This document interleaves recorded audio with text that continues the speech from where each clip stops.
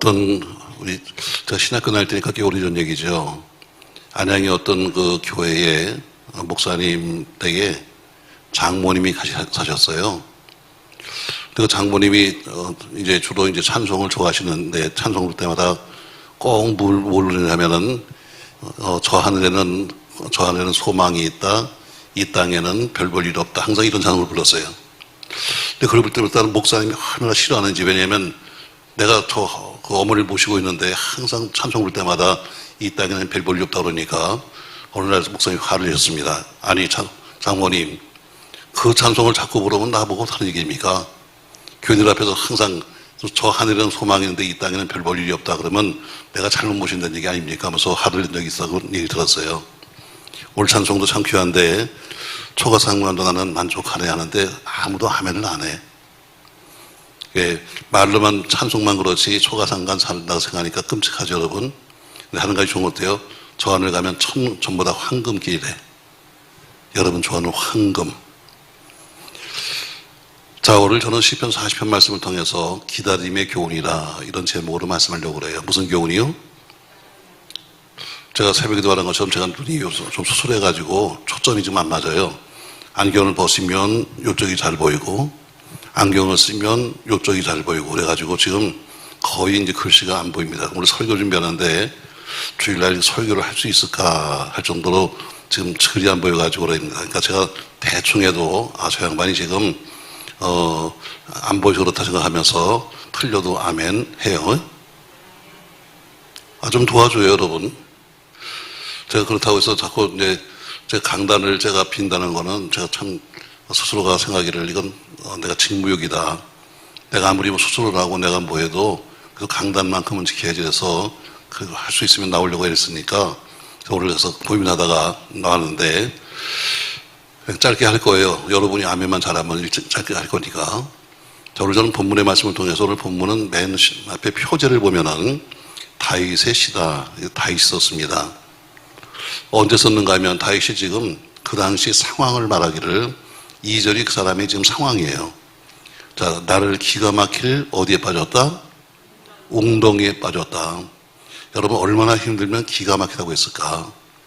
사람이 기가 막히면 죽는 거 아니겠어요, 여러분? 근데 우리가 어떻게 힘들면 기가 막혀 하는 것처럼 기가 막히다. 웅덩이에 빠졌는데 도저히 내 힘으로 나올 수 없는 기가 막힌 웅덩이에 빠졌다. 또 뒤에 보니까 한 걸음 더 나가서는 또 뭐에 빠졌다? 수렁에 빠졌다고 그래요. 자, 웅덩이와 수렁 좀 비슷한 것 같지만 그런 달라요. 수렁은 뭐냐면 한 번 빠지면 나오려고 애를 쓰면 쓸수록 더 빠지는 게 수렁이에요. 인생도 마찬가지잖아요. 내가 나오겠다고 허부적거리면서 애를 썼지만 그러나 나오기 쉽지가 않아요. 사업 실패 한 번 하고 나면 어때요? 나오기 쉽지 않고 그 다음에 한 번 병들면 고치기 쉽지 않고 하는 것처럼 오늘 다윗은 말하기를 내가 기가 막히다 말을 쓰면서 웅덩이와 수렁에 빠졌다 이렇게 해서 환경을 말하고 있습니다. 어쩌면 여러분과 저도 기가 막힐 웅덩이에 빠진 사람이 여기 있을 거예요. 더 이상 내가 어떻게 하든지 이 상황을 이겨보려고 허우적거리고 나오려고 애를 쓰면 쓸수록 더 빠지는 수렁에 빠진 사람도 있을 겁니다. 근데 오늘 다윗은 이런 상황 속에서 오늘 그는 이 모든 고비를 넘기고 승리했다는 간증을 하고 있어요. 여러분과 저에게도 기다림으로 승리하시길 주의 이름으로 축복합니다. 카네기 회고록에는 이런 말이 있습니다. 반드시 밀물의 때는 옵니다. 써 있어요. 반드시 밀물에 다시 말해 썰물이 있으면 반드시 언젠가는 뭐가 온다? 밀물이 온다는 거죠. 내가 잃은 것이 있으면 언젠가 회복할 때가 있는 것이고 반드시 바다는 어떻게 물이 빠지고 나면 언젠가는 다시 밀물이 오는 것처럼 반드시 밀물의 때는 옵니다. 여러분 좋은 때는 반드시 올 겁니다. 할렐루야. 여러분과 제 인생이 날마다 막장을 치는 것이 아니라 반드시 막장을 치고 나면 올라가는 것처럼 밀물의 때가 있다 이렇게 말하고 있습니다. 오늘 다윗은 현재 상황을 말하면서 내가 기가 막힐 웅덩이에 빠졌습니다. 내가 기가 막힐 수렁에서 빠졌습니다. 그럼 이런 여러분과 제가 상황이라면 우리가 어떻게 될 것이냐.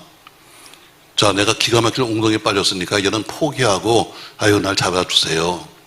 내가 기가 막힐 수렁에 빠져서 내가 아무리 나오려고 애를 써도 안 되니까 이제는 그냥 포기해버리고 그냥 내가 알아서 죽겠습니다. 이럴 것이냐. 오늘 다윗은 이렇게 말하고 있어요. 1절 내가 여호와를 기다리고 기다렸더니 하면서 오늘 다윗은 기다림에 대해서 하는데 두 번씩 반복하는 것은 뭐예요? 강조예요. 내가 기다리고 기다렸다. 내가 하나님을 정말 기다렸다. 그랬더니 기다렸는데 어떻게 되냐. 많은 사람이 어떻게 해요? 지금도 기다리고 있어요. 하나님이 뭔가 하시겠지 하고 기다립니다. 근데 마냥 손을 놓고 기다린 것이 아닙니다. 오늘 다윗은 어떻게 기다렸는가? 이렇게 기다렸어요. 첫 번째 보니까 인내하며 기다렸다. 기다리고 기다렸더니 방금처럼 인내하고 기다려야 돼요. 여러분 하나님이 일하실 때까지 참을 줄 알아야 돼요. 아멘. 지난주에 말한 것처럼 모든 것은 마침의 때가 있습니다 한 것처럼 바로 다 일하면은 마침의 때가 있는 것처럼 하나님이 역사하는 때가 있는 거예요. 그때까지는 일하시는 것은 하나님이 하시지만 참고 기다리는 것은 누가 해요? 내가 하게 돼요. 오늘 다윗은 내가 기다렸습니다. 언제까지? 인내하며 기다렸습니다. 이렇게 말씀하고 있습니다.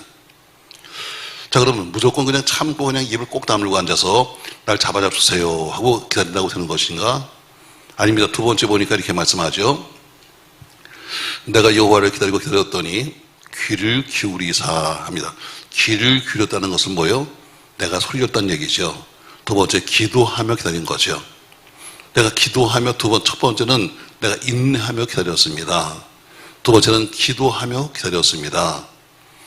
그러니까 나의 부르심을 들었다 이렇게 말씀하잖아요. 그처럼 내가 기도하며 내가 기다렸습니다. 세 번째 보니까 43절 말씀에서 새 노래 곧 우리 하나님께 올릴 찬송을 내입에 주셨으니 것처럼 세 번째 난 새 노래로 하나님을 찬송하며 기다렸습니다. 이렇게 말하고 있습니다. 그 기다리는 것도 방법이 있는 거예요. 그냥 무조건 그냥 악을 쓰면서 가만히 있을 것이 아니라 아유 알아서 하세요. 이제 끝났으니까 하고서 있는 것이 아니라 첫 번째는 인내하며 기다리고 두 번째는 기도하며 기다리고 세 번째는 뭐하고? 찬송하며 기다린다. 아멘. 근데 찬송이 그냥 찬송이 아니에요. 3절 말씀 보세요. 새 노래 곧 우리 하나님께 올릴 찬송한 것처럼 세 번째 새 노래로 찬송하며 새 노래 찬송한다. 자, 이게 새 노래라는 것은 뭐냐면 새로 나온 유행가가 아닙니다. 요새 뭐 누가 새로 불러가지고 히트친 곡이 아닙니다. 바로 죄사함 받고 구원받은 자가 부른 노래가 새 노래입니다. 옛날에 살던 노래가 아니라 내가 예수 믿고 새롭게 돼서 죄사함 받고 구원받은 자가 되어서 부르는 그 찬양을 갖다가 뭐라고 부르냐면 새 노래 부릅니다. 자, 정리할게요, 여러분. 자, 오늘 다윗의 지금 현재 상황은 기가 막힌 상황입니다. 기가 막힌 웅덩이, 기가 막힌 수렁에 빠져 있는 상황입니다. 도저히 내 힘으로 할 수 없을 때 다윗은 뭐 했는가? 첫 번째 인내하며 기다렸습니다. 두 번째 기도하며 기다렸습니다. 세 번째 새 노래로 찬송하며 기다렸습니다. 아멘. 자, 이렇게 기다렸더니 결과가 나왔는데 결과가 뭐냐? 자, 말씀 보시죠. 다시.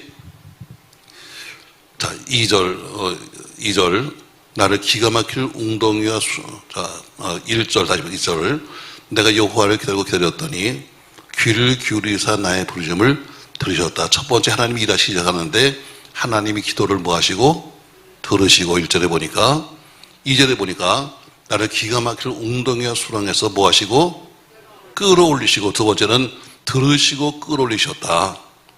또 그 뒤에 보니까 내 발을 반석 위에 두사 내 걸음을 견고케 했다. 세 번째 보니까 끌어올린 것도 감사하죠. 근데 끌어올렸지만 그냥 놔두면 수렁이니까 또 빠집니다. 끌어올린 것도 감사한데 하나님께서 나로 하여금 발밑에 작은 반석을 두시고 나를 견고케 했다. 세 번째 나로 하여금 견고케 했다. 이렇게 말씀하고 있습니다. 끌어주신 것도 감사합니다. 살리는 것도 감사한데 이제는 밑에 작은 돌멩이 하나 주셔서 거기 설 수 있도록 만드신 거예요.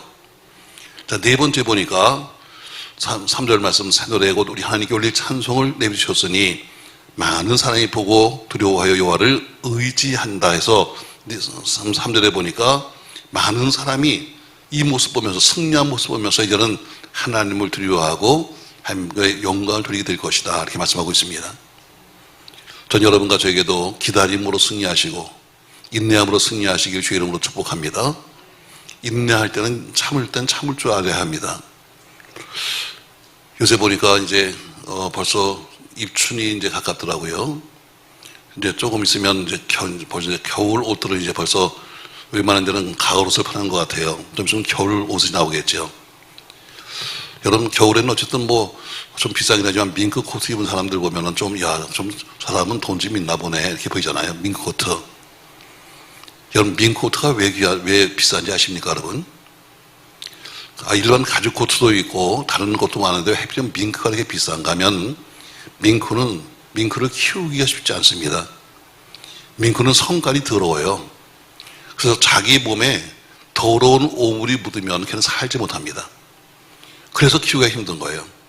그냥 돼지처럼 그냥 아무거나 막 다 해도 마서 굴르고 사는 뭐 이러면 좋을 텐데 밍크는 절대로 자기 몸에 자기 것이라도 자기의 오물이 묻으면 걔는 살지 못해요. 성격이 나빠가지고. 그래서 키우기가 힘들고 그래서 값이 비싼 거예요. 신앙인도 그랬는데 신앙인도 내 신앙에 문제가 생기면 참을 수 없이 어때요? 해결을 해야 되는데 내가 뭘 하든 간에 그냥 이렇게 살면 되는 거 아니겠어요? 이렇게 살면은 결코 하나님의 귀한 사람이 될 수 없는 겁니다. 우리가 백화점의 왕이라고 부르려면 빌라델피아의 존 하나 메이커 같은 사람은 그 사람은 가난한 벽돌 찍는 사람의 아들입니다. 그러니까 벽돌공의 아들이죠. 그 사람이 13살에 예수를 믿게 됐습니다. 근데 아버지가 벽돌 찍는 사람이니까 그도 거기 가서 그냥 일을 합니다. 근데 자기가 13살에 교회를 다니기 시작했는데 교회 가는 길이 아주 엉망진창인 거예요. 비만 오면 정말 가기가 힘듭니다.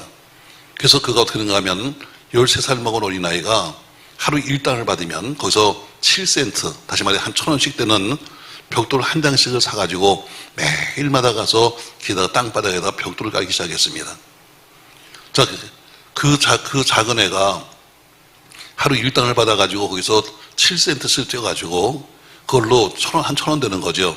1,000원 정도 되는 이 벽돌 한 장을 사가지고 가서 그 엉망진창인 그 길에다가 하나씩 깔기 시작했어요. 처음엔 쳐다보지 않았는데 나중에 많은 사람들이 그것을 보고 나서 꽤 시간이 간단히 보고 나서 그 교회에 있는 성도들이 정말 은혜 받았습니다. 그들이 감동을 받아서 길만 그들이 까는 것이 아니라 야, 이렇게 벽돌로 이와 시작한 거 성전도 새로 지자해서 교회 건축도 새로 했어요. 그러니까 그 작은 아이의 작은 헌신을 바라본 사람들이 감동한 거죠. 14살에 그는 소년가정이 되었습니다. 서점에서 일했는데 너무 정직하게 일해서 남들이 말하기를 야, 너처럼 일하면 어떻게 살겠니? 하고 남들이 항상 비웃었습니다. 그러나 서점에 있는 직원이 워낙 정직하니까 그 서점이 크게 성장했고 나중에 사장이 죽으면서 이 존에게 그 서점을 물려줬습니다. 그것이 발판이 되어서 31살에 빌라델피아 뉴욕에 백화점을 세웠습니다. 그 대통령으로부터 최신부 장관으로 임명을 하겠습니다 하는 그런 연락이 왔습니다. 그는 거절했습니다. 왜? 저는 교회학교 교사입니다. 제가 장관을 맡게 되면 내 아이들을 가르치지 못하기 때문에 저는 장관을 할 수 없습니다. 해서 대통령이 장관이 되어도 주일학교 교사를 수행할 수 있도록 해주겠다는 약속을 받고 그는 장관직을 수행했습니다. 그는 어릴 때부터 기도했습니다. 첫 번째 기도 제목이 뭐냐면 내가 세계에서 가장 11조를 많이 하는 사람이 되고 싶습니다 하고 기도했습니다. 두 번째, 내가 세계에서 가장 집을 많이 짓는 사람이 되고 싶습니다 하고 기도했습니다. 세 번째, 내가 무엇이든지 한 군데만 가면 무엇이든지 다 살 수 있는 그런 상점을 갖고 싶습니다 하고 세 가지 기도했습니다. 그리고는 그 기도한 대로 세계 최고의 많은 11조를 한 사람이 되었고, 두 번째는 교회 앞에 모든 교회들에게 연락만 하면 교회 앞에 보도보를 갖는 모든 보도보로 또 교회를 짓는 모든 벽돌들을 그가 대줬습니다. 지금 우리 한국의 1907년도에 지어진 황성 YMCA 벽돌도 그 사람이 기증한 것으로 지었다고 합니다. 그는 또 세 번째, 무엇이나 한 군데서 다 살 수 있는 것, 백화점의 왕이 되었습니다. 사랑하는 성도 여러분, 어린 한 소년이 했던 선행, 어린 소년이 했던 작은 믿음의 행위는 한 교회를 살렸고, 이 사람은 정말 교회 학교를 열심히 해서 그런 교회 학교로만 중심으로 해서 교회를 수백 개를 만들었습니다. 어른들이 모인 교회가 아니라 주일학교들이 모여서 그 주일학교가 다시 교회가 되어서 많은 교회를 세웠습니다. 바로 이분의 저분의 별 것이 뭐냐? 이분은 기다릴 줄 안다는 겁니다. 서두르지 않았다는 겁니다. 여러분 서두르지 마시고 어려운 문제는 기다리면서 해결하시길 주 이름으로 바랍니다. 우리가 빨리 뛰어가서 되는 일이 있고 빨리 뛰어가도 안 되는 일이 있습니다. 내 힘으로 할 수 있는 일이 있고 하나님이 하셔야 될 일이 있죠. 자, 오늘 저는 이렇게 말씀을 정리해 보겠습니다, 여러분. 자, 오늘 거루절미하고 제가 아주 핵심만 말했으니까, 자, 오늘 본문의 말씀은 다윗이 썼습니다. 다윗이 어떤 상황이었는가 하면 기가 막힐 웅덩이와 수렁에 빠져 있는, 도저히 내 힘으로 빠져나올 수 없는 그런 상황 속에 있었습니다. 그래서 그는 기도했습니다. 어떻게 했냐면 기다렸습니다. 첫 번째는 인내하며 기다렸습니다. 여러분 조금 더 참아보십시다. 할렐루야. 난리버섯 치지 말고 좀 참아보십시다. 두 번째는 뭐하며? 기도하며. 왜? 귀를 기울이서 한 것처럼 두 번째 기도하며 기다렸습니다. 세 번째 새 노래로 하나님을 찬양하며 기다렸습니다. 그랬더니 어떤 결과가 왔는가? 하나님이 1절에 들으시고 2절에 끌어올리시고 3절에 반석 위에 그를 견고히 세우시고 네 번째 그래금 찬송을 부르게 하심으로 많은 사람들이 하나님께 영광을 돌리게 되었다 말씀하고 있습니다. 전 여러분 다윗처럼 여러분이 기다림의 교훈을 받아 그렇게 기다림으로 승리하는 여러분과 제가 되시기를 예수님의 이름으로 축원합니다.